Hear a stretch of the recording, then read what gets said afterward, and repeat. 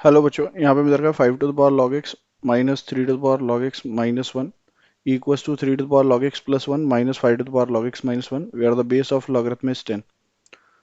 So यहाँ पे हम लोग लिख सकते हैं 5 की power log x as it is, then minus of 3 की पावर log x, और बेसिकली ये इंटू में हमारे पास 3 की पावर माइनस 1 अलग से लिख लेते हैं and that is equals to 3 की पावर log x इंटू में 3 की पावर 1, और यहाँ से हमारे पास आ जाएगा माइनस ऑफ 5 की पावर log x और इंटू में कितना 5 की पावर माइनस 1.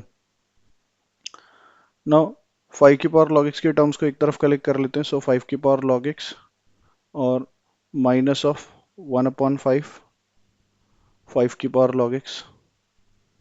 इनफैक्ट ये माइनस में उधर जाके प्लस हो जाएगा and that is equals to 3 की पावर log x की टर्म्स कलेक्ट कर लेते हैं.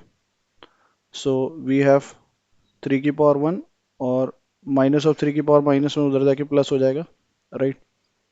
नाउ यहाँ से 5 की पावर log x भी कॉमन आ जाएगा.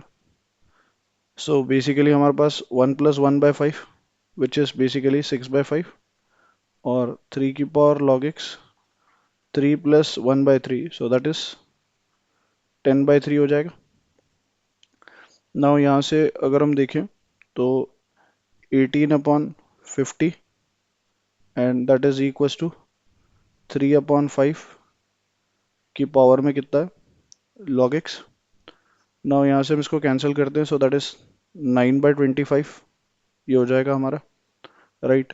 9/25 को हम लोग बेसिकली 3/5 का होल स्क्वायर लिख सकते हैं and that is equals to कितना हो जाएगा 3/5 की power log x, right. Equals to में हमारे पास कितना हो जाएगा 3/5 की पावर में कितना log x.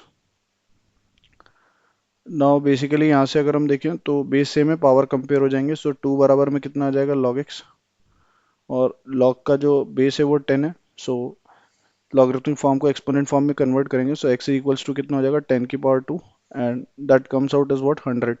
So that's your final answer. I hope you understood well. Best of luck. Thank you.